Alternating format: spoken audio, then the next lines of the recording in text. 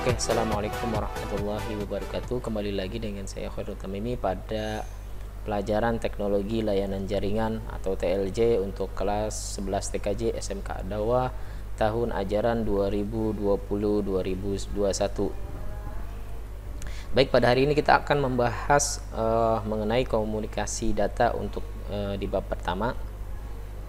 Sebelum kita membahas komunikasi, di sini ada kompetensi dasar yang kita akan ampuh pada hari ini. Yang pertama 3.1 memahami ragam aplikasi komunikasi data. Yang kedua 4.1 menyajikan karakteristik ragam aplikasi komunikasi data.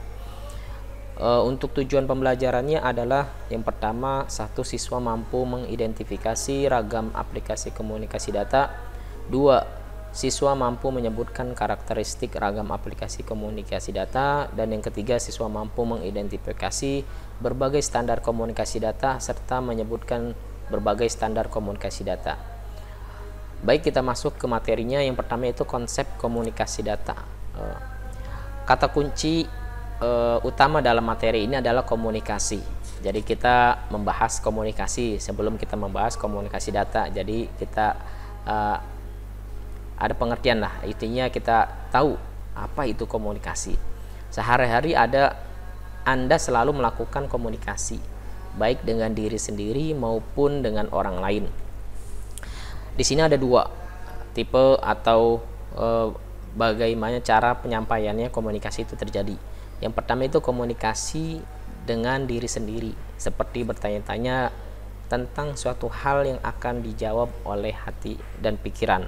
Berapakah nilai dari 1 tambah 2? Tentu otak akan berpikir dan memberikan jawaban, kemudian mendelegasikan pada sistem motorik kita melalui tangan, lalu tangan kita akan menulis jawabannya. Terlepas itu benar atau salah dari jawaban itu. Itu adalah contoh dari komunikasi dengan diri sendiri. Adapun komunikasi dengan orang lain di sini seperti berbicara, berdiskusi dengan teman atau berdiskusi dengan guru, bertanya dengan guru pada saat kita berdialog atau berkomunikasi. Guru memberikan materi dan kamu bertanya, itu termasuk komunikasi dengan orang lain. Atau dengan menyuruh teman kita dan lain sebagainya. Itu adalah konsep dari komunikasi. Jadi komunikasi ada diri sendiri, ada komunikasi dengan orang lain. Lanjut ke materi selanjutnya, yaitu yang pertama komponen utama dalam komunikasi. Apa sih komponen utama dalam berkomunikasi? Nah, dalam berkomunikasi ini ada beberapa komponen utama agar tujuannya lebih efektif dan tepat sasaran, yang harus memenuhi 5 komponen dari komunikasi ini sehingga terjadinya suatu komunikasi. Yang pertama yaitu bagian A, komunikator. Nah, kita tahu bahwasannya apa sih, siapa komunikator, apa itu komunikator? Komunikator di sini yaitu orang yang menyampaikan pesan. Orang ini perlu memiliki kemampuan dalam mempresentasikan informasi secara tepat melalui pesan yang dikirim pada komunikan. Jadi di sini lihat pada gambar di sini ada gambar orang yaitu warna merah dengan inisial S. Ini artinya orang ini, gambar ini sebagai komunikator, orang yang menyampaikan pesan. Dan yang kedua yaitu komunikan. Komunikan ini artinya orang yang menerima pesan atau receiver, orang yang menerima pesan yang telah disampaikan oleh pengirim, yaitu komunikator. Nah, jadi di sini ada inisial R warna biru nih. Ini artinya receiver, menerima pesan dari siapa? Dari komunikator. Orang yang menyampaikan pesan lalu diterima oleh komunikan. Ini disebut sebagai receiver, menerima. Lalu yang ketiga yaitu informasi. Nah, setelah kita sampaikan pesan yang ada terima, apa yang disampaikan yaitu berbentuk informasi.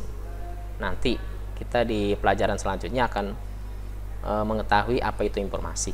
Nah, ini adalah suatu pesan yang disampaikan dalam bentuk informasi. Nah, informasi ini nanti banyak bentuk-bentuknya. Lalu yang keempat yaitu media atau saluran komunikasi. Nah, saluran berkomunikasi yang digunakan untuk melakukan pertukaran pesan atau pertukaran informasi hendaknya dalam satu protokol dan terjangkau oleh kedua belah pihak. Contohnya, kita dalam berdiskusi secara langsung atau tidak langsung seperti chatting, video conference, video call, dan lainnya. Apalagi pada saat ini pandemi, banyak sekali melakukan komunikasi melalui media-media, yaitu bisa video call atau video conference atau telepon, chatting, dan lainnya. Itu adalah medianya atau alat untuk berkomunikasinya. Dan yang selanjutnya yaitu feedback. Nah, setelah komunikator memberi pesan, menyampaikan pesan suatu informasi lalu diterima oleh receiver, kemudian feedback yaitu umpan balik. Nah, umpan balik ini menandakan suatu keberlangsungan proses komunikasi, artinya komunikasi kita aktif. Jadi ada yang menyampaikan pesan lalu diterima oleh pesan lalu dibalikkan. Itu adalah disebut komunikasi ini yaitu aktif, yaitu ada yang mengirim, ada yang menerima lalu dikirim balik atau feedback. Nah, materi selanjutnya yaitu jenis-jenis komunikasi. Apa saja sih jenis-jenis komunikasi? Yang pertama yaitu komunikasi secara verbal atau lisan. Nah, komunikasi ini disampaikan secara lisan seperti kata-kata atau ucapan sehingga dapat dimengerti oleh dua belah pihak. Contohnya, di sini ada gambar orang-orang yang sedang berdialog atau berdiskusi dengan kata-kata atau ucapan antara orang yang satu dengan orang yang satu. Ini saling berdialog dengan lisan. Lalu selanjutnya yang kedua yaitu komunikasi secara nonverbal, artinya dengan isyarat atau bahasa tubuh. Komunikasi ini lebih cenderung menggunakan aspek gerakan oleh tubuh atau body language apabila tidak ada bahasa verbal yang dimengerti oleh keduanya. Terdapat komunikasi alternatif yaitu nonverbal dengan menggunakan gerak-gerik badan untuk menunjukkan sikap tertentu. Nah, contohnya di sini ada banyak ekspresi wajah, bahkan ada ekspresi menggerakkan badan, yaitu dengan seperti ini, sedang tidur. Ini artinya ekspresi, dengan kita menunjukkan ekspresi kita sudah ada makna atau sudah bernilai bahwasanya kita sedang tidur atau sedang kaget atau wow ya, atau berdiam atau pusing. Nah, ini artinya komunikasi secara nonverbal, artinya tidak melalui lisan atau tetapi dengan gerak atau body language, dengan gerakan tubuh. Dan yang kedua yaitu di sini ada contoh dengan menggerakkan jari.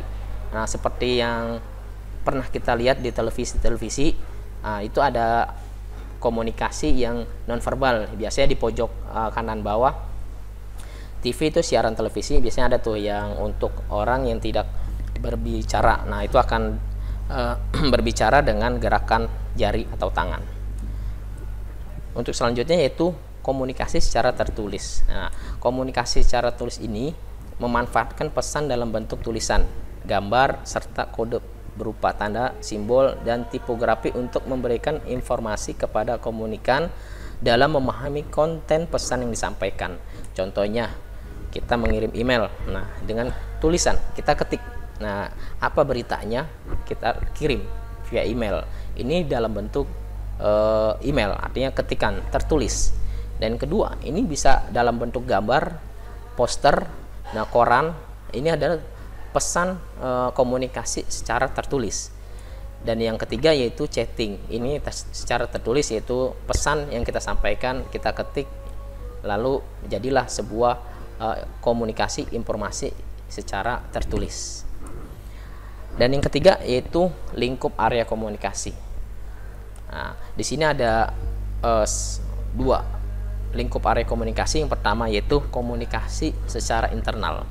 Maksudnya bagaimana? Menyampaikan ide atau gagasan yang dilakukan secara tertutup dalam ruang lingkup terbatas. Contohnya ketika kita sedang meeting, rapat guru atau rapat masalah project-project atau masalah bisnis kita secara internal, artinya di dalam, tidak ada kaitannya dengan di luar. Nah, adapun yang ini seperti contohnya, ini komunikasi secara internal, kita sedang meeting, rapat, secara bisnis ya, bisa juga berdasarkan secara pribadi, keluarga dan lainnya. Dan yang kedua yaitu komunikasi secara eksternal, merupakan model komunikasi yang telah melibatkan pihak luar dalam menyampaikan gagasan atau pesan. Nah, biasanya ini yang dilakukan oleh para wartawan yang menyampaikan informasi dari luar untuk kita sampaikan untuk di televisi. Artinya dia menyampaikan suatu berita dari luar. Ini namanya komunikasi secara eksternal. Nah, ini siaran pers atau penyampaian berita.